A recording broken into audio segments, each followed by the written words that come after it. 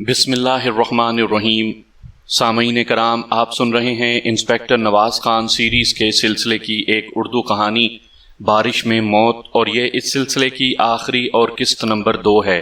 مجھے امید ہے آپ کو میری یہ کاوش بھی پسند آئی ہوگی۔ آپ نے اگر ابھی تک میرا چینل کہانی گھر سبسکرائب نہیں کیا تو ابھی میرے چینل کو سبسکرائب کر کے بیل نوٹیفیکیشن آن کر لیجئے تاکہ آنے والی ہر نئی کہانی کی اطلاع بر وقت آپ تک پہنچ سکے۔ اس نے گلاس سے ایک گھونٹ بھرا، پھر پستول کو تھپ تھپاتا ہوا بولا، بس کچھ سانسیں باقی تھیں ان کی، اس لیے دیر ہو گئی، اب اور دیر نہیں ہوگی، میں کل جا رہا ہوں۔ پھر کچھ کہتے کہتے رک گیا، تھوڑی دیر مجھے ٹٹولنے والی نظروں سے دیکھتا رہا، پھر بولا، نوازا، کیا میں تم پر بھروسہ کر سکتا ہوں؟ میں نے کہا، دل مانتا ہے تو کر لو، مجبور نہیں کروں گا۔ اس نے میرے ہاتھ سے سگریٹ لے کر سگریٹ سلگایا اور بولا، نوازا، میں سکینہ کی طرف سے پریشان ہوں۔ گھر سے نکلنے میں اس کی اپنی مرضی بھی شامل تھی، لیکن جب سے اسے شک ہوا ہے کہ میں اس کے ماں باپ کو قتل کرنے کا ارادہ رکھتا ہوں، یہ میرے کہنے میں نہیں رہی۔ ایک طرف یہ بھی کہتی ہے کہ میں تمہارے بغیر جی نہیں سکتی، اگر اب مجھے چھوڑا تو میں پھندا ڈال لوں گی، مگر دوسری طرف مجھے پکڑوانے کی کوشش بھی کر رہی ہے۔ مجھے اس کی کچھ سمجھ میں نہیں آتی، پاگلوں کی سی حرکتیں کر رہی ہے۔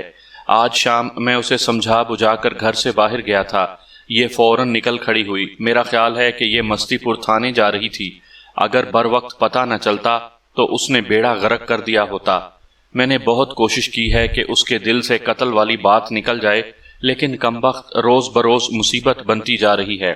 میں نے کہا، میں تمہاری بات سمجھ گیا ہوں، تم چاہتے ہو کہ کل جب تم اپنے کام پر نکلو تو میں اس لڑکی کا خیال رکھوں، ٹھیک ہے؟ یار، اگر تم نے بھروسہ کیا ہے تو میں پورا اتروں گا، لیکن اس کے بعد کیا ارادہ ہے؟ اس کے بعد اس نے دھواں فضا میں چھوڑتے ہوئے کہا، میں سکینہ سے نکاح کروں گا اور اس کے بعد ایک نئی زندگی کا آغاز کروں گا۔ نئی زندگی؟ میں نے سوچا شاید وقت خود کو پھر دوہرا رہا ہے۔ اگلی صبح چمکدار تھی، میں تیز قدموں سے نہر کی طرف جا رہا تھا، جلد ہی ایک تانگا مل گیا۔ میں نے اسے مستی پور چلنے کو کہا۔ اچھو اور میں رات بھر باتیں کرتے رہے تھے۔ میں نے اس سے سپہر تک کا وقت مانگا تھا۔ میں نے کہا تھا میں گھر بتا کر واپس آ جاؤں گا، پھر وہ اپنے شکار پر جانے کے لیے آزاد ہوگا۔ اب جس گھر میں بتانے جا رہا تھا آپ بخوبی سمجھ رہے ہوں گے۔ کوئی 11 بجے کے قریب میں تھانے پہنچ گیا۔ میری بیوی میری گمشدگی پر سخت پریشان تھی، وہ تھانے میں میرے ہی کمرے میں بیٹھی تھی۔ ماتحت عملہ بھی الجھن کا شکار تھا۔ میں نے جلد بیوی کے سوالات سے پیچھا چھڑایا۔ جب وہ مطمئن ہو کر گھر چلی گئی تو میں اچھو کو پکڑنے کا پروگرام بنانے لگا۔ کچھ بھی تھا، قانونی طور پر اچھو ایک مفرور قیدی تھا اور مجھے اس کو ہر حال میں پکڑنا تھا۔ یہ حقیقت ہے کہ میں نے رات ہی اس پر قابو پانے کے متعلق سوچا تھا، لیکن ایک تو میں نہتہ تھا، دوسرا مجرم ایک مفرور قاتل تھا۔ یہ کچھ پولیس والے ہی جانتے ہیں کہ مفرور قاتل کو ہتھ کڑی کے بعد قابو میں رکھنا کتنا دشوار ثابت ہو سکتا ہے۔ ایک ASI اور 2 سپاہیوں کے ساتھ میں کوئی 1 بجے تانگے پر گوندل گاؤں کی طرف روانہ ہوا۔ میں اور سپاہی سادہ لباس میں تھے، جبکہ ASI وردی میں تھا۔ صبح کے وقت میں اچھو کے مکان کا اچھی طرح جائزہ لے چکا تھا۔ اس کا مکان گاؤں کی بیرونی حدود میں تھا، ایک طرف سے کماد کے کھیت بالکل مکان سے ملے ہوئے تھے۔ ہم ان کھیتوں میں چلتے ہوئے مکان کی عقبی دیوار کے پاس پہنچ گئے۔ میں نے دونوں رائفل بردار سپاہیوں کو کھیت میں چھپا دیا، پھر ASI کے ساتھ مکان کے سامنے والے حصے پر پہنچا۔ پروگرام کے مطابق ASI ایک جانب کھڑا رہا۔ میں نے دروازے پر دستک دی، ذرا دیر بعد قدموں کی چاپ آئی، پھر دروازہ کھلا اور اچھو کا مسکراتا ہوا چہرہ دکھائی دیا۔ آؤ بسم اللہ، اس نے مصافحے کے لیے ہاتھ بڑھایا۔ میں نے اس کا ہاتھ تھام لیا۔ عین اس وقت ASI تیزی سے سامنے آیا، اس کے ہاتھ میں پستول تھا۔ خبردار، گولی مار دوں گا، وہ گرج کر بولا۔ اچھو کے چہرے پر ایک رنگ سا آ کر گزر گیا، پھر اس نے جلدی سے اپنا ہاتھ پستول کی طرف بڑھایا۔ میں نے قمیض کے اوپر سے اس کا پستول قابو کر لیا تھا۔ اس نے حیرت سے میری طرف دیکھا، پھر اس کا ہاتھ اپنی پنڈلی کی طرف گیا۔ مجھے معلوم تھا یہاں خنجر بندھا ہوا ہے۔ میں نے اس کے نیچے جھکنے سے پہلے ہی اسے اپنے بازوؤں میں جکڑ لیا۔ ASI آگے آیا اور اس نے پستول اس کی کن پٹی سے لگا دیا۔ اس وقت برآمدے میں سکینہ نظر آئی۔ وہ شور سن کر باہر نکلی تھی۔ اس کے ہاتھ کالے ہو رہے تھے، شاید برتن مانجتی ہوئی آئی تھی۔ اس کا منہ کھلا ہوا تھا اور آنکھوں میں خوف کے سائے تھے۔ رات کے 11 بجے تھے۔ اچھو میرے سامنے تھانے میں بیٹھا تھا۔ کل اسی وقت اس نے مجھے اپنی کہانی سنائی تھی۔ وہ جب سے گرفتار ہوا تھا متواتر مجھے دیکھے جا رہا تھا۔ زبان سے اس نے بہت کم بات کی تھی۔ سکینہ دوسرے کمرے میں تھی۔ پوچھ گچھ کے دوران میں نے کہا تھا کہ اچھو اس کے ماں باپ کو قتل کرنے کا ارادہ رکھتا تھا، لیکن اس نے یہ بات نہیں مانی تھی کہ وہ اسے زبردستی اغوا کر کے لایا ہے۔ اس نے کہا تھا کہ وہ اپنی مرضی سے اچھو کے ساتھ آئی ہے۔ وہ بار بار کہہ رہی تھی اچھو بے گناہ ہے، لیکن اسی سانس میں وہ یہ بھی کہہ رہی تھی کہ وہ اس کے والدین کو قتل کر دے گا۔ میں لڑکی کی کیفیت سمجھ رہا تھا۔ وہ اپنی صورت ہی کی طرح ایک بھولی بھالی لڑکی تھی۔ والدین اور محبوب کی محبت نے اسے 2 حصوں میں تقسیم کر دیا تھا۔ وہ باولی سی نظر آ رہی تھی۔ مجھے شک تھا ہو سکتا ہے وہ اچھو کی بے گناہی کے متعلق کچھ جانتی ہو۔ اچھو نے رات مجھے بتایا تھا کہ جب وہ اسے جیل میں ملنے آئی تھی تو اس نے کہا تھا اچھو تمہارے ساتھ دھوکا ہوا ہے۔ جب میں نے اسے اس بارے میں پوچھا تو وہ اور بھی پریشان نظر آنے لگی۔ اس نے کہا تھانے دار جی مجھے کچھ پتہ نہیں۔ اچھو نے کہا تھا کہ میں نے قتل نہیں کیا۔ میں نے کہا پھر تمہارے ساتھ دھوکا ہوا ہے۔ وہ روحانسی سی ہو رہی تھی۔ تھانے دار جی میری سمجھ میں کچھ نہیں آتا۔ جو اچھو کہتا ہے میں اس پر بھی یقین کر لیتی ہوں، جو والدین کہتے ہیں میں اسے بھی نہیں جھٹلا سکتی۔ اس کے لہجے سے اندازہ ہو رہا تھا کہ وہ ابھی رو پڑے گی۔ میں رات اس کی حالت دیکھ چکا تھا، اس لیے زیادہ پریشان کرنا مناسب نہیں سمجھا۔ اس وقت میں اچھو سے مصروف گفتگو تھا۔ 1000 کوشش کے باوجود اس نے کچھ بولنے سے انکار کر دیا تھا۔ بس وہ ایک ہی بات کہہ رہا تھا، تم سے جو کچھ ہو سکتا ہے وہ کرو، مجھ سے جو ہوگا میں کروں گا۔ وہ میری طرف نہایت نفرت انگیز نظروں سے دیکھ رہا تھا۔ اس نفرت کی وجہ میں اچھی طرح سمجھتا تھا۔ یہ نفرت آج کی بات نہیں تھی۔ اس نفرت کی جڑ گزرے ہوئے ماہوں سال میں پوشیدہ تھی۔ میں نوجوان کے دل کی کیفیت سمجھ رہا تھا۔ آخر میں نے تھانے داری لبادہ اتار دیا۔ میں نے اسے کل والے لہجے میں مخاطب کرتے ہوئے کہا اچھو میں جانتا ہوں تم میری وردی کو اتنی حقارت سے کیوں دیکھ رہے ہو۔ مجھے معلوم ہے اس وردی سے تمہیں اور تمہارے والدین کو دکھ ملے ہیں، لیکن قصور اس وردی کا نہیں حالات کا ہے۔ وردی پہننے والے نے اس وقت بھی اپنا فرض ادا کیا تھا اور آج بھی فرض ادا کر رہا ہے۔ فرق یہ ہے کہ اس وقت حالات تمہارے باپ کے قابو میں نہیں تھے، لیکن اس وقت حالات تمہارے قابو میں ہیں۔ تم اتنی دور نہیں گئے کہ واپس نہ لوٹ سکو۔ دیکھو اچھو، میں نے اس کی آنکھوں میں دیکھتے ہوئے کہا، تم میرے ساتھ تعاون کرو، میں وعدہ کرتا ہوں کہ تمہیں اس مصیبت سے مکھن کے بال کی طرح نکال لوں گا۔ جو تم چاہتے ہو وہی ہوگا۔ بولو تعاون کرو گے؟ اس نے منہ پھیر کر سامنے دیوار پر تھوک دیا۔ نہیں تھانے دار، وہ باغی لہجے میں بولا، میں نے آج تک کی زندگی میں یہی سبق سیکھا ہے، پولیس والے کی بات کا اعتبار نہ کرو، وہ سونے کا بھی ہو تو مٹی کا ہے۔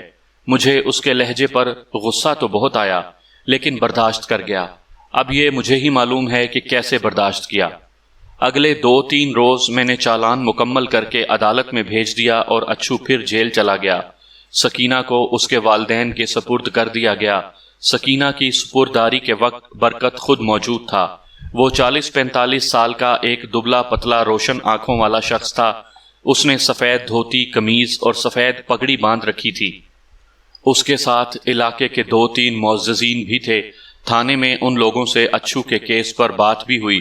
برکت نے اس بات کا اعتراف کیا کہ کچھ لوگ کہتے ہیں کہ میں نے اپنے بھتیجے کو قتل کے کیس میں پھنسوایا ہے۔ وہ قتل دراصل خود میرے ہاتھوں ہوا تھا۔ اس نے کہا کہ اچھو کو میں نے اپنے بیٹوں کی طرح پالا ہے۔ مجھے اس سے توقع نہیں تھی کہ وہ مجھ پر اس طرح الزام لگائے گا۔ اس نے کہا کہ اپنے بچپن کے دوست پٹواری بختیار سے اس کی چپکلش بھی اچھو کی وجہ سے ہوئی تھی۔ اس واقعے کی تفصیلات بتاتے ہوئے اس نے کہا اچھو اور بختیار کی لڑکی آپس میں ملتے تھے۔ بختیار نے اچھو کو برا بھلا کہا اور مجھ سے شکایت کی۔ میں نے معاملہ رفع دفع کروا دیا۔ کچھ دن بعد اچھو نے پھر کوئی حرکت کی۔ بختیار کے لڑکوں نے اسے پیٹ ڈالا۔ مجھے اس بات کا رنج ہوا۔ میں نے بختیار کو برا بھلا کہا، وہ مشتعل ہو گیا اور ہم دونوں میں لڑائی ہو گئی۔ اس واقعے کے چند روز بعد پتہ چلا کہ بختیار قتل ہو گیا ہے۔ اب پتہ نہیں یہ اچھو کا کام تھا یا کسی اور کا۔ بہرحال اس نے عدالت میں اقبال جرم کر لیا۔ بعد میں کسی نے اسے بہکایا کہ تمہارے چچا نے کیس کی صحیح پیروی نہیں کی اور تمہیں موت کے منہ میں ڈال دیا ہے۔ اس قسم کی اور بھی کئی باتیں ہوئیں۔ اچھو نے یہ کہانی گھڑی کہ میں نے قتل کا مدعا اسے اپنے سر ڈالنے کے لیے کہا تھا۔ میں نے اس موقع پر برکت کی بات کاٹ کر کہا، لیکن یہ بھی درست ہے کہ تم نے کیس کی صحیح پیروی نہیں کی، جس وجہ سے اسے عمر قید ہوئی۔ برکت نے کہا، تھانے دار صاحب، جب اس نے اقبال جرم کر ہی لیا تھا تو پیروی سے کیا ہوتا؟ جتنی ہم سے کوشش ہو سکی ہم نے کی، بس جو اس کے مقدر میں لکھا تھا اسے مل گیا۔ برکت سے ملنے کے بعد میں شش و پنج میں پڑ گیا۔ اچھو کے لیے ہمدردی کی جو لہر میرے دل میں رکھی تھی وہ کم ہوتی ہوئی محسوس ہوئی۔ برکت نے اپنے بارے میں تمام سوالات کے مناسب جوابات دیے تھے۔ اس کے ساتھ آنے والے افراد نے بھی اس بات کی تصدیق کی تھی کہ اچھو اور پٹواری بختیار کی لڑکی کا چکر موجود تھا۔ برکت کے مطابق جھگڑے کی بنیاد یہی چکر تھا۔ اس کے برعکس اچھو لڑکی والا معاملہ بالکل گول کر گیا تھا۔ اس نے کہا تھا کہ چچا سے مقتول کا لین دین کا جھگڑا تھا۔ بہرحال کچھ بھی تھا، اگر میں اس کیس کی مزید تفتیش کرنا چاہتا تھا تو اس پولیس اہلکار سے ملنا ضروری تھا جس نے اچھو کا چالان مکمل کیا تھا۔ کوئی 8-10 روز بعد کچھ فرصت ملی تو میں نے کلاس والے جانے کی ٹھانی۔ آج کل تو کلاس والا ایک کافی بڑا قصبہ ہے، لیکن ان دنوں اس کی آبادی اتنی زیادہ نہیں تھی۔ وہاں کے تھانے کا انچارج ایک سکھ انسپیکٹر خشونت سنگھ تھا۔ شام ڈھلے قصبے میں پہنچا۔ خشونت سنگھ کو جب پتا چلا کہ میرا نام نواز خان ہے، میں مستی پور سے آیا ہوں اور میں نے ہی اچھو کو گرفتار کروایا تھا، تو وہ بڑی گرم جوشی سے ملا۔ میرا اندیشہ درست نکلا۔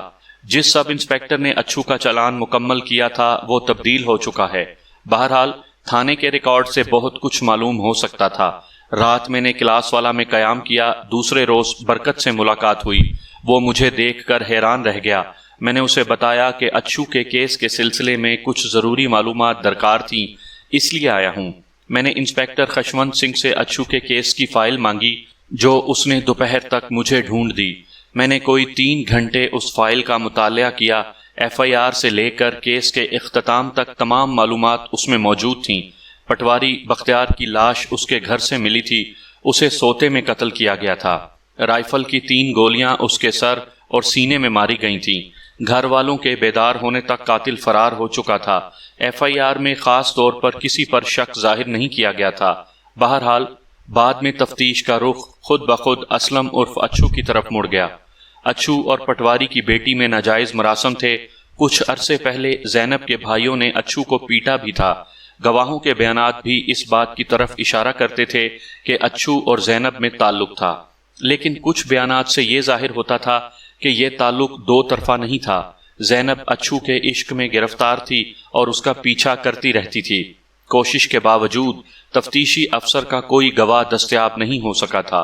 گواہوں کے بیانات سے یہ بھی پتہ چلتا تھا کہ برکت اور پٹواری بختیار بڑے پکے یار تھے۔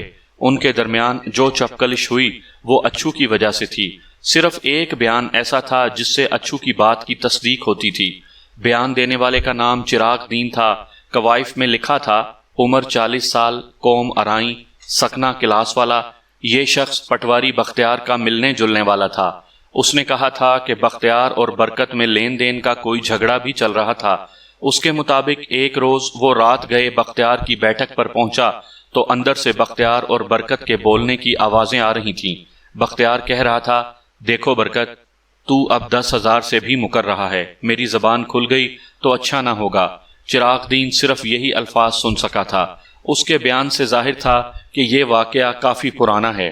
ابھی اس وقت زینب اور اچھو کا چکر بھی نہیں چلا تھا۔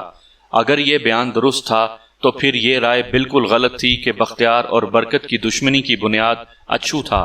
میں نے فائل سے چراغ دین کا پتہ نوٹ کر لیا اور اس دن اس سے ملنے کا فیصلہ کر لیا۔ میرا یہ یقین پختہ ہوتا جا رہا تھا کہ اگر میں اس معاملے کا کھوج نکالنا چاہتا ہوں تو مجھے اس جھگڑے کی نوعیت معلوم کرنی ہوگی جو برکت اور بختیار کے درمیان چل رہا تھا۔ اچھو کا کہنا تھا کہ یہ جھگڑا لین دین کا تھا، جبکہ پولیس کی تفتیش کہتی تھی کہ جھگڑا لڑکی کی وجہ سے کھڑا ہوا تھا۔ اب یا اچھو غلط تھا یا تفتیش کو غلط راستے پر ڈال دیا گیا تھا۔ از سر نو تفتیش کے لیے محکمانہ کارروائی کی ضرورت تھی۔ میں ASP صاحب سے ملا اور انہیں صورتحال سے آگاہ کیا۔ انہوں نے مجھے چھان بین کی اجازت دے دی۔ اسی روز شام کے وقت میں چراغ دین کے پتے پر پہنچا۔ جامعہ مسجد کے قریب اس کا گھر واقع تھا۔ میں نے دروازے پر دستک دی، ایک بار ایک شخص نے دروازہ کھولا۔ میں نے اندازہ لگایا کہ یہی چراغ دین ہے۔ اس نے ٹخنوں سے اونچی دھوتی پہن رکھی تھی، سر پر رومال لپیٹا ہوا تھا، داڑھی کے بال کھچڑی سے تھے، ماتھے کی محراب اسے ایک نمازی شخص ظاہر کرتی تھی۔ وہ گول چہرے والا ایک صحت مند شخص تھا۔ اس نے مجھے سر سے پاؤں تک دیکھا۔ میں سادہ لباس میں تھا۔ میں نے اسے بتایا میرا نام نواز خان ہے، میں جلندھر سے ایک ضروری کام کے لیے اس سے ملنے آیا ہوں۔ اس نے کہا اچھا، میں دروازہ کھولتا ہوں۔ ذرا دیر بعد ساتھ والے دروازے میں حرکت پیدا ہوئی۔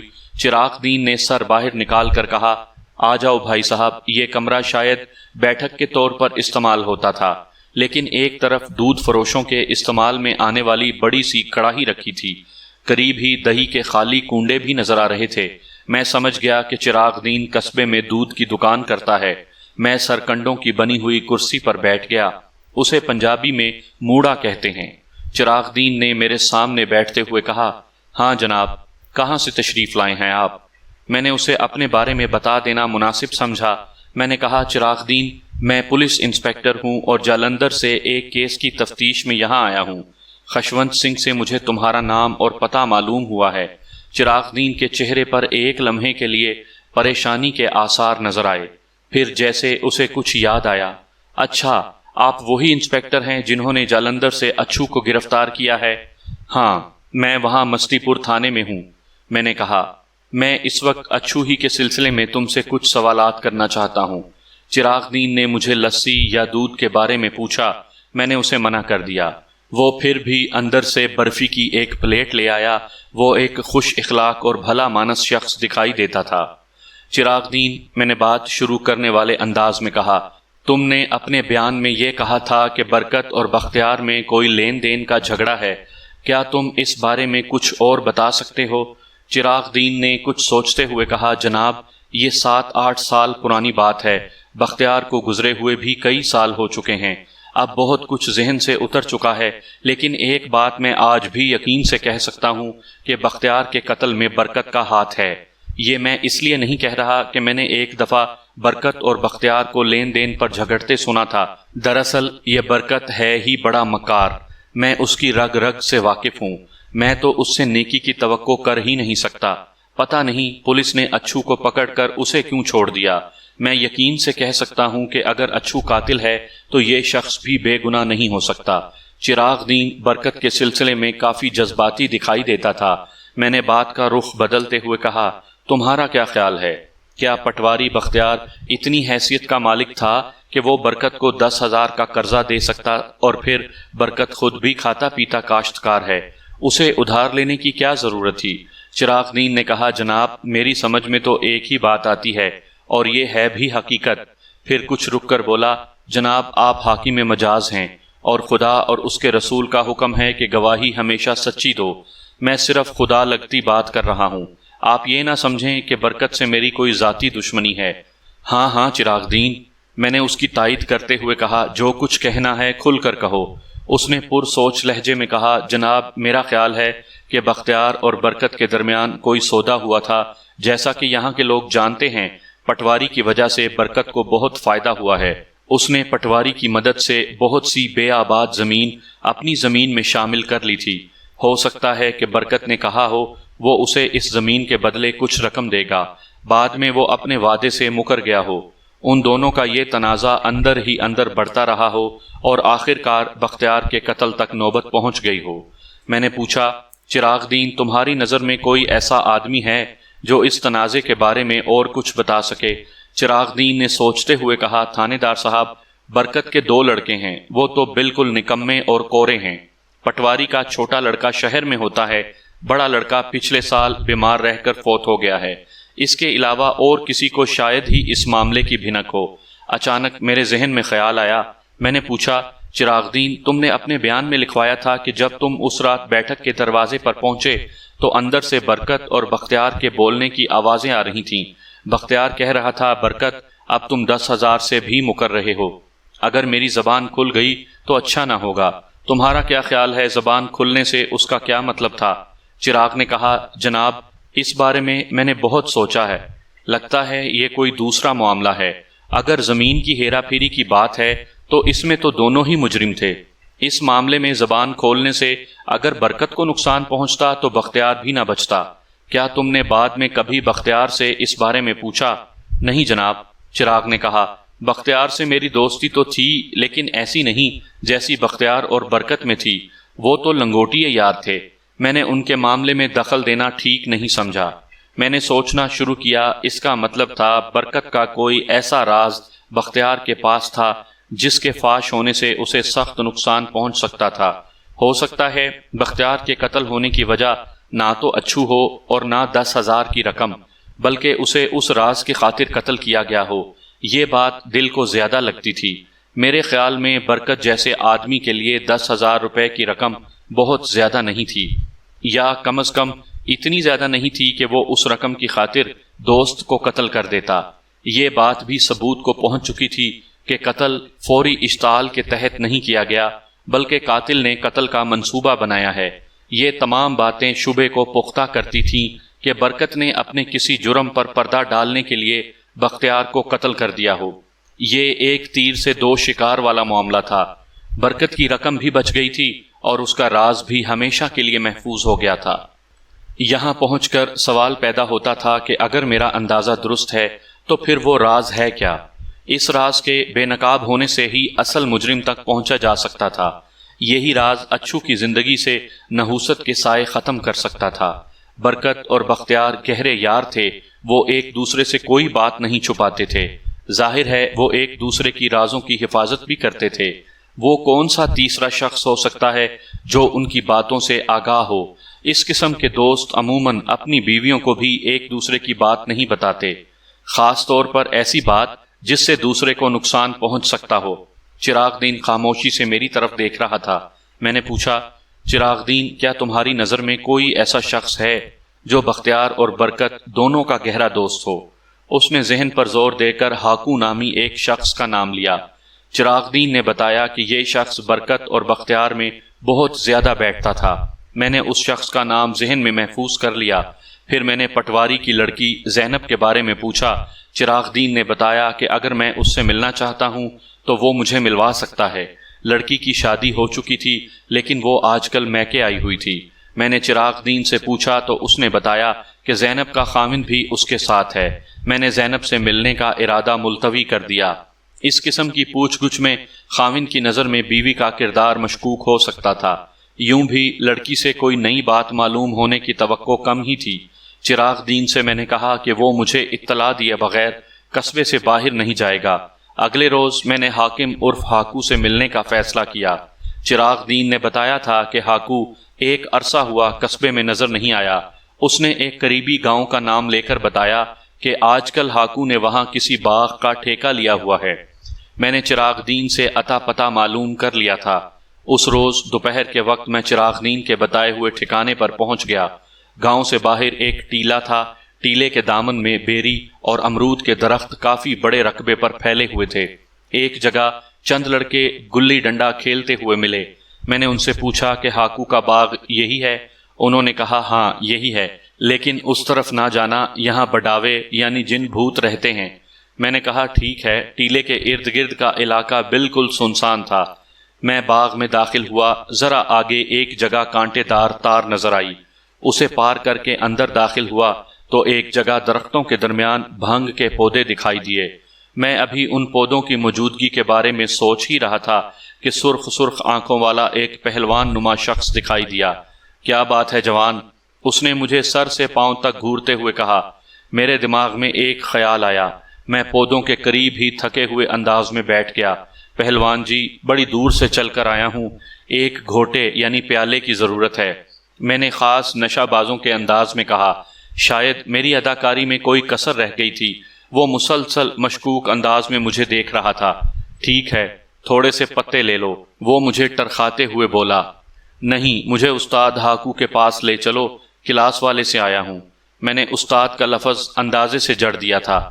کلاس والے کا نام سن کر وہ چونکا، مجھے گہری نظروں سے دیکھتا ہوا بولا، تو ٹھیک ہے آؤ۔ میں اس کے پیچھے پیچھے چل دیا۔ ایک جگہ تھوڑی سی جگہ پر چرخی والا کٹواں نظر آ رہا تھا۔ قریب ہی نیچی چھت والا ایک بڑا سا کمرہ تھا۔ میرے ساتھ آنے والے شخص نے مجھے وہاں ٹھہرنے کا اشارہ کیا، پھر وہ کمرے کے اندر چلا گیا۔ تھوڑی دیر بعد اس نے مجھے آواز دے کر بلایا۔ میں دروازے سے اندر داخل ہوا۔ زمین پر ایک بڑی چٹائی بچھی تھی، 4-5 آدمی وہاں بیٹھے تھے۔ کمرے میں داخل ہوتے ہی میں نے اندازہ لگایا کہ وہاں چرس پی جاتی رہی ہے۔ ایک موٹا سا بڑی بڑی مونچھوں والا شخص دیوار سے ٹیک لگائے بیٹھا تھا۔ اس نے مجھے غور سے دیکھتے ہوئے کہا، اس علاقے کے تو معلوم نہیں ہوتے ہو۔ میں نے سوچا جھوٹ بولنا فضول ہے، اگر میں یہ کہوں کہ بھنگ کے لیے آیا ہوں تو یہ کسی صورت اعتبار نہیں کریں گے۔ باقی پھلوں کی خرید و فروخت کے بارے میں میری معلومات محدود تھیں۔ میں نے خالص پولیس والوں کے لہجے میں کہا، میں پولیس انسپکٹر ہوں اور ہاکو سے ملنا چاہتا ہوں۔ کمرے میں بیٹھے تمام افراد کے چہروں کا رنگ اڑ گیا۔ مونچھوں والا شخص جلدی سے اٹھ کر کھڑا ہو گیا۔ میں ہاکو ہوں جناب، کیا حکم ہے؟ پھر وہ ایک آدمی کو ڈانٹتا ہوا بولا، جا کے کرسی لے آ۔ میرے لہجے اور وضاحت نے انہیں یقین دلا دیا تھا کہ میں ٹھیک کہہ رہا ہوں۔ تھوڑی دیر بعد وہ کرسیاں آ گئیں۔ کمرے میں موجود آدمی ایک ایک کر کے غائب ہو گئے۔ اب میں اور ہاکو آمنے سامنے بیٹھے تھے۔ میں نے بھنگ، چرس وغیرہ کے بارے میں ہاکو سے کوئی بات نہیں کی۔ ہاکو بار بار انسپکٹر خشونت سنگھ کا نام لے رہا تھا۔ معلوم ہوتا تھا اس سے اس کے کافی مراسم ہیں۔ میں نے اسے بتایا کہ میں خشونت سنگھ کے ساتھ مل کر اچھو کے کیس کی تحقیق کر رہا ہوں، کیونکہ گواہوں میں اس کا نام بھی درج ہے، اس لیے میں اس سے کچھ سوال کرنا چاہتا ہوں۔ میں کوئی 1.5 گھنٹہ اس سے مصروف گفتگو رہا۔ میں نے اس پر یہ ظاہر نہیں ہونے دیا کہ میں اس کے دوست برکت پر پٹواری کے قتل کا شبہ کر رہا ہوں۔ میں نے عام انداز میں اس سے سوالات کیے۔ اس نے بھی وہی باتیں دہرائیں جو اس سے پہلے برکت کہہ چکا تھا اور جن کا تذکرہ گواہوں کے بیانوں میں تھا، یعنی پٹواری بختیار کی بیٹی اور اچھو کا چکر چل رہا تھا۔ بختیار کے بیٹوں نے اچھو کو مارا۔ اچھو بختیار اور اس کے بیٹوں کا دشمن ہو گیا۔ اس نے اپنے چچا کی بندوق سے بختیار کو گولی مار دی۔ عدالت کے روبرو اس نے اقبال جرم کیا، لیکن سیشن کورٹ سے سزا ہونے کے بعد اس نے اپنا بیان بدل دیا۔ اس نے کہا کہ قتل اس نے نہیں، برکت نے کیا تھا، وغیرہ وغیرہ۔ میں تشدد سے ہمیشہ بچنے کی کوشش کرتا ہوں۔ میرے بعض ساتھی میری اس کمزوری پر شروع میں طعنہ زنی بھی کیا کرتے تھے۔ میں سمجھتا ہوں کہ تشدد کسی مسئلے کا حل نہیں، بلکہ خود ایک مسئلہ ہے۔ یہی وجہ ہے کہ میں ملزم کو حتی الامکان دوسرے ذرائع سے راہ راست پر لانے کی کوشش کرتا تھا۔ اس میں کچھ وقت تو لگ جاتا تھا، لیکن نتیجہ دیر پا اور مثبت ہوتا تھا۔ بہرحال کچھ موقعوں پر سختی کے بغیر گزارا نہیں ہوتا۔ ہاکو نے مجھے مشکوک کر دیا تھا۔ وہ بہت چالاک بننے کی کوشش کر رہا تھا، لیکن میں جانتا تھا جس جگہ اس نے کرسی رکھی ہے اس جگہ چٹائی کے نیچے چرس موجود ہے، لیکن فی الحال یہ مسئلہ چھیڑنے کا وقت نہیں تھا۔ میں نے اسے اپنے ساتھ تھانے چلنے کے لیے کہا۔ وہ کچھ پس و پیش کے ساتھ تیار ہو گیا۔ تھانے میں نے اس پر کوئی 2 گھنٹے لگائے۔ پہلے نرمی سے پوچھا، پھر ڈنڈے کی زبان میں بات کی۔ کوشش کے باوجود اس سے کوئی کام کی بات معلوم نہ ہو سکی۔ بہرحال اتنا فائدہ ضرور ہوا کہ اس سے 2 سیر چرس اور شراب کی بوتلیں برآمد ہوئیں۔ شراب کشید کرنے والے ایسے گروہ کا بھی پتہ چلا جس نے انسپکٹر خشونت سنگھ کو کافی عرصے سے پریشان کر رکھا تھا۔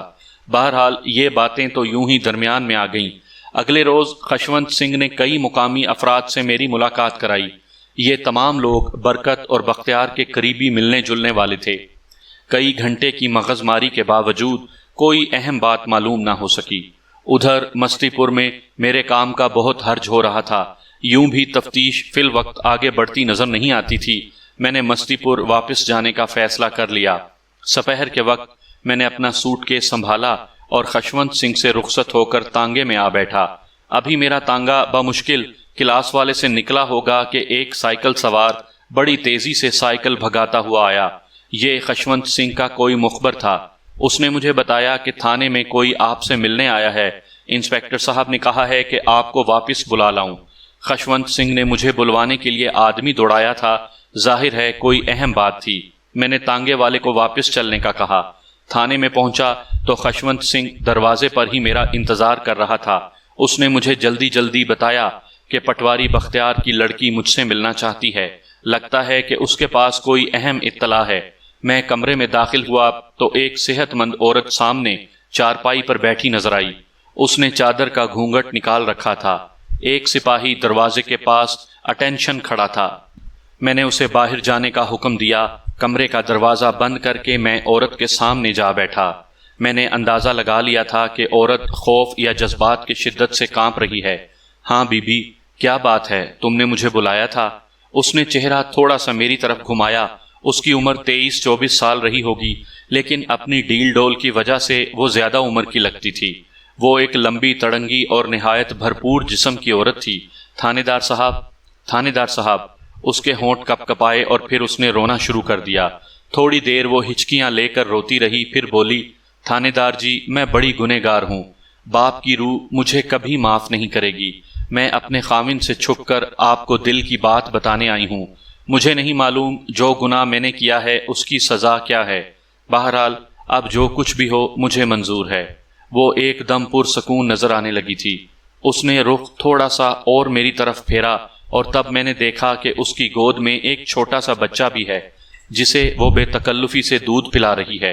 اس نے جو کہانی سنائی اس کا لب لباب یہ ہے۔ زینب کے باپ بختیار اور برکت کے درمیان لین دین کا تنازع موجود تھا۔ ایک دفعہ بختیار نے اپنی بیوی یعنی زینب کی ماں کو بتایا کہ برکت نے اپنی بیوہ بھاوج یعنی اچھو کی ماں پر مجرمانہ حملہ کیا تھا۔ لوگ سمجھتے ہیں کہ اچھو کی ماں نے خاوند کی پھانسی سے دل برداشتہ ہو کر خودکشی کی تھی، جبکہ اصل معاملہ یہ تھا کہ برکت نے اس کی عزت خراب کی تھی۔ بختیار نے بیوی کو بھی بتایا کہ اگر برکت نے اس کی رقم نہ دی تو وہ یہ بات پولیس کو بتا دے گا۔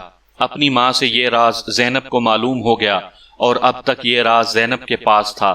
زینب کی ماں کچھ دن بعد مر گئی، پھر اس کا باپ بھی قتل ہو گیا۔ قتل کا الزام اچھو پر آ گیا۔ تفتیش کے سلسلے میں پولیس زینب سے بھی ملی تھی۔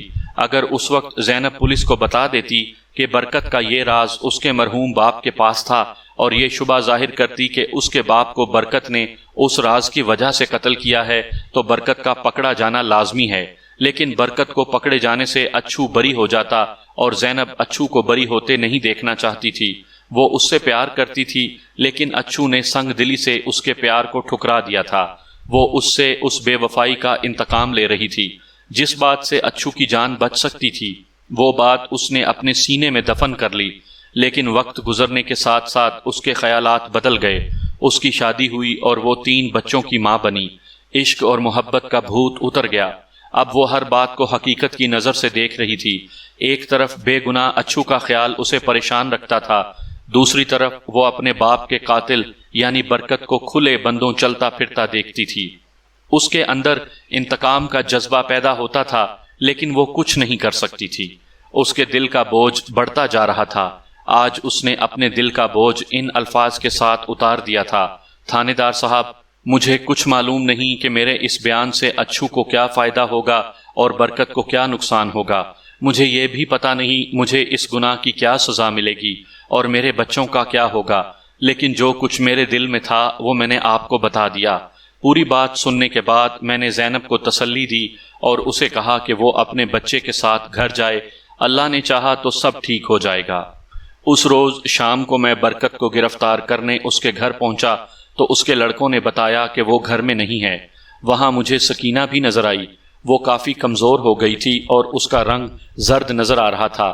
وہ چھت سے نیچے آنے والی مٹی کی سیڑھیوں پر کھڑی تھی۔ اسے معلوم نہیں تھا کہ میں اس کے باپ کو گرفتار کرنے کے لیے آیا ہوں۔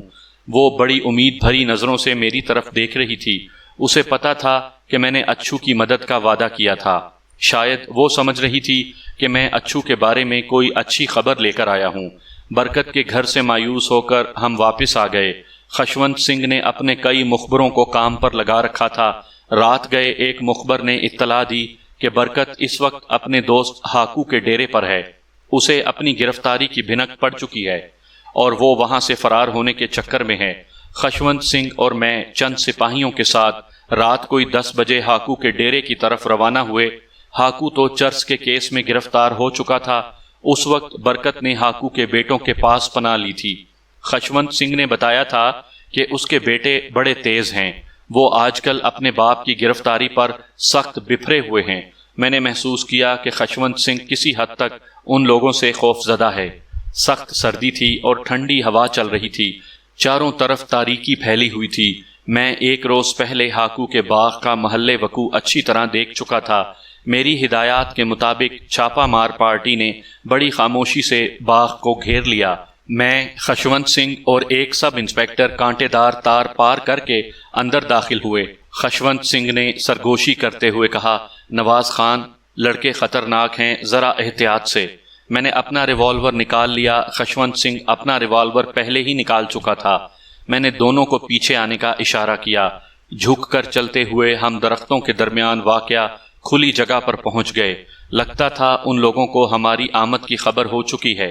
نیچی چھت والے کمرے کے ارد گرد کسی قسم کی سرگرمی نظر نہیں آ رہی تھی۔ اب ہم چلتے ہوئے کنویں کے قریب پہنچ چکے تھے۔ میں نے تھوڑا سا آگے بڑھ کر بلند آواز میں کہا، برکت، ہاتھ اٹھا کر باہر نکل آؤ، چاروں طرف پولیس ہے، تم بچ کر نہیں جا سکتے۔ ابھی بمشکل میرا فکرہ پورا نہیں ہوا تھا کہ دھماکوں کی آوازیں آئیں اور ایک گولی شائیں سے میرے کان کے قریب سے گزر گئی۔ 2 گولیاں میرے جسم میں پیوست ہو چکی تھیں۔ میں نے اپنی ٹانگ پکڑی اور گھٹنوں کے بل زمین پر بیٹھ گیا۔ اس وقت کنویں کے عقب سے خشونت سنگھ نے فائر کیے، پھر اس کی گھبرائی ہوئی آواز آئی، نواز خان، واپس آ جاؤ۔ میں نے ایک لمحے کے لیے سوچا اور فیصلہ کر لیا۔ گولیاں چھت والے کمرے سے چلی تھیں۔ وہ کمرہ کوئی 25 گز کے فاصلے پر تھا۔ میں تیزی سے اٹھا اور سر نیچے جھکا کر کمرے کی طرف دوڑ لگا دی۔ خشونت سنگھ اور سب انسپیکٹر نے حاضر دماغی سے کام لیتے ہوئے کھڑکیوں پر فائر کیے اور میں صحیح سلامت کمرے تک پہنچ گیا۔ ٹانگ کے زخم چونکہ تازہ تھے اس لیے بھاگنے میں کوئی دشواری پیش نہیں آئی۔ کمرے کے ساتھ ہی ایک درخت تھا، اس کی شاخیں چھت پر جھکی ہوئی تھیں۔ میں درخت پر چڑھ کر ان شاخوں کے ذریعے چھت پر اتر گیا۔ کل میں جب ہاکو سے ملنے اس کمرے میں آیا تھا تو میں نے چھت پر ایک سوراخ دیکھا تھا۔ دیہات میں چھتوں پر ایسے سوراخ روشنی کے لیے کیے جاتے ہیں۔ سوراخ کے اوپر ٹین کی چادر کا ٹکڑا رکھا ہوا تھا۔ میں نے ٹکڑا اٹھایا، اس وقت اندر سے 2-3 فائر اور ہوئے۔ میں نے بھی تیزی سے ہاتھ اندر ڈال کر چند فائر مختلف اطراف میں جھونک دیے۔ ایک چیخ سنائی دی اور کوئی شخص دھڑام سے زمین پر گرا۔ میں نے گرجدار آواز میں کہا، پولیس چاروں طرف سے تمہیں گھیر چکی ہے، 1 منٹ کے اندر اندر خود کو پولیس کے حوالے کر دو ورنہ جان سے ہاتھ دھو بیٹھو گے۔ اس دھمکی کا خاطر خواہ اثر ہوا۔ ذرا دیر بعد دروازہ کھلا اور 5-6 آدمی ہاتھ اٹھائے باہر نکل آئے۔ میں نے تاریکی کے باوجود پہچان لیا، برکت بھی ان میں موجود تھا۔ تھوڑی دیر بعد تمام مجرموں کو ہتھ کڑیاں پہنا دی گئیں۔ کمرے کی تلاشی لی گئی تو وہاں سے بھاری مقدار میں اسلحہ برآمد ہوا۔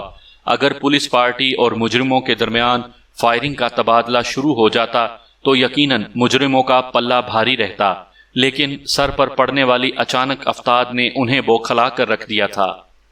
برکت نے اقبال جرم کر لیا۔ اس نے یہ بھی اعتراف کیا کہ 20 سال پہلے اس نے اپنی بیوہ بھاوج پر مجرمانہ حملہ کیا تھا۔ دراصل اچھو کے باپ کی گرفتاری کے بعد سے ہی برکت اپنی بھاوج پر بری نظر رکھتا تھا۔ وہ اس کی امداد کے بہانے وقتاً فوقتاً ان کے گھر آتا رہتا تھا۔ وہ اپنے شوہر کی گرفتاری کے بعد بیمار رہتی تھی، لیکن پھر بھی وہ جوان اور خوبصورت تھی۔ ایک روز برکت اپنی نیت پر قابو نہ رکھ سکا۔ اس نے بھاوج کو تنہا پا کر اسے ہوس کا نشانہ بنایا۔ وہ شریف عورت اس ذلت کو برداشت نہ کر سکی اور گلے میں پھندا ڈال کر مر گئی۔ بعد میں برکت یتیم اور بے سہارا اچھو کو اپنے گھر لے گیا۔ برکت کی اس کرتوت کا بختیار کو علم تھا۔ ایک عرصہ یہ راز اس کے سینے میں دفن رہا، لیکن وہ جو کہتے ہیں کہ خون بول اٹھتا ہے، آخر وہ دن آیا کہ بختیار اور برکت میں انبن ہو گئی اور بختیار نے بیوی کے سامنے برکت کے جرم سے پردہ اٹھا دیا۔ بعد کے واقعات آپ جانتے ہی ہیں۔ برکت کی گرفتاری کے ساتھ اچھو کی رہائی عمل میں آ گئی۔ رہائی کے دن وہ سیدھا میرے پاس آیا۔ میں نے اسے مبارکباد دی اور شرافت سے زندگی گزارنے کا مشورہ دیا۔ اچھو فطری طور پر شریف تھا۔ میری توقع کے عین مطابق وہ امن سے زندگی گزارنے لگا۔ اس نے تمام رنجشیں دل سے نکال دی تھیں۔ سکینہ اب بھی اس پر مرتی تھی۔ وہ اس سے عدالت میں شادی کرنے کو تیار تھی، لیکن اچھو کا دل کسی اور بات میں اٹکا ہوا تھا۔ وہ سوچتا تھا کہ اس لڑکی سے کیسے شادی کرے جس کا باپ اس کی ماں کا قاتل تھا۔ وہ 1-2 بار مستی پور مجھ سے ملنے آیا۔ میں نے اسے سمجھایا کہ گناہ گار کو سزا مل چکی ہے، برکت کو پھانسی ہونی یقینی ہے۔ باپ کی سزا بے گناہ بیٹی کو دینا ٹھیک نہیں۔ کہتے ہیں کہ وقت کے ساتھ ساتھ ہر زخم مندمل ہو جاتا ہے۔ اچھو کے خیالات بھی آہستہ آہستہ تبدیل ہو رہے تھے۔ اس کے دل میں سکینہ کی محبت کا سورج پھر طلوع ہو رہا تھا۔ پھر انہی دنوں میری تبدیلی ہو گئی۔ کچھ عرصہ بعد ہندوستان کی تقسیم ہو گئی اور میں کبھی اچھو وغیرہ سے نہ مل سکا۔ میرا خیال ہے کہ ان دونوں نے شادی کر لی ہوگی۔ آخری دنوں میں مجھے پتا چلا تھا کہ اچھو نے مستی پور میں لوہے کی دکان کر لی ہے۔ بعض خواہشیں انسان کے دل ہی دل میں رہ جاتی ہیں۔ پاکستان بننے سے پہلے میں نے کئی بار سوچا کہ مستی پور گیا تو اچھو کا پتہ کروں گا۔ ہو سکتا ہے کہ وہ گوندل کے اس چھوٹے سے مکان میں بیوی کے ساتھ ہنسی خوشی زندگی گزار رہا ہو۔ میں اس سے کہوں گا، دیکھو اچھو، اب کسی قانون اور قانون کے پاس بانوں سے نفرت نہ کرنا۔ اگر ایک قانون والے نے تم سے کچھ لیا تھا تو دوسرے نے تمہیں لوٹا دیا تھا۔